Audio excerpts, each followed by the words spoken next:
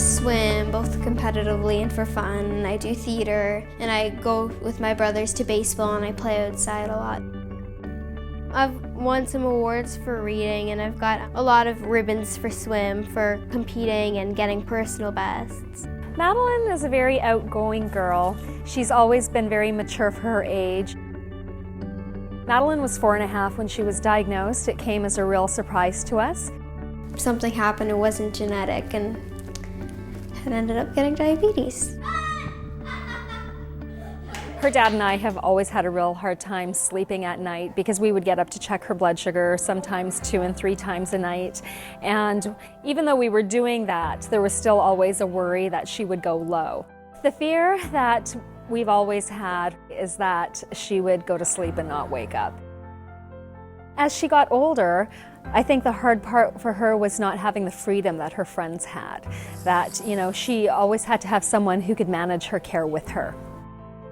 When I was 5, I was at diabetes camp of all places, and I had gone really low. It was so low that the meter didn't register it. It was scary, and I was slipping from consciousness, and they had to feed me because I couldn't even feed myself. I went to a symposium for diabetics, and Dogs4Diabetics had a booth there, and I wanted to go over and check it out. These dogs are incredible because they smell the changes in a person's body. When type 1 diabetics, when they go low, there's a chemical change that happens, and the dogs can actually pick up on that, and that's what we train them on. I knew that when I had a dog, it could really help me become more independent. A few years before she was eligible to apply, she started volunteering at D4D. She came to all of the walks. And when I was 8 or 9, I had done some fundraisers for them. She sold her old clothes to friends of the family and kids at school, and she raised about $300. The second sale, she raised over $800. 3 years ago, I went to Guide Dogs for the Blind, and I helped puppy sit, and I learned how to get my puppy skills.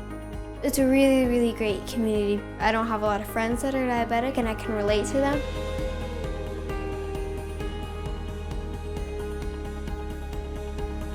It's very specific protocols to teach them, how to really work with a service dog.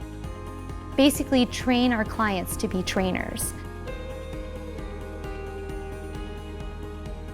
It's amazing when you're actually teaching client class and you see our clients just handling different dogs, and all of a sudden a person takes the leash of a dog and it's like magic.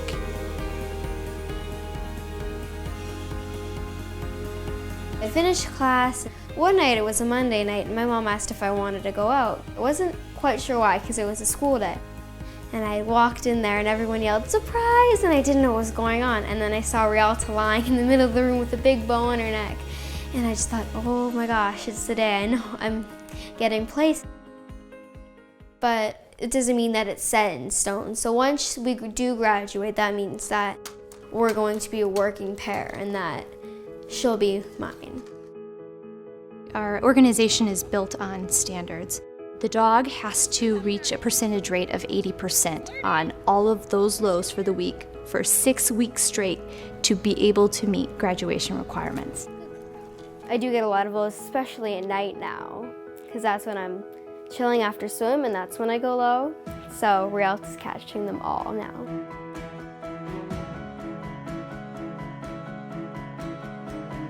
It's like Christmas. It's like all of this hard work comes together. This is one of the greatest accomplishments of my life, just being here and having to work really hard. I think that's a really big thing that you need in life, to persevere. I'm really proud of her. I was not that determined and focused at her age. So to see her set a goal and achieve her goal, it makes me very proud.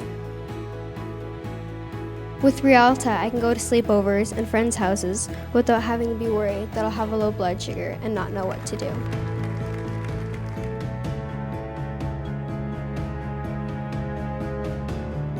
Everything that I've done has finally paid off. And it's just really reassuring to know that Rialta can help me if I get sick. I won't have to be in one of those situations where it's life or death.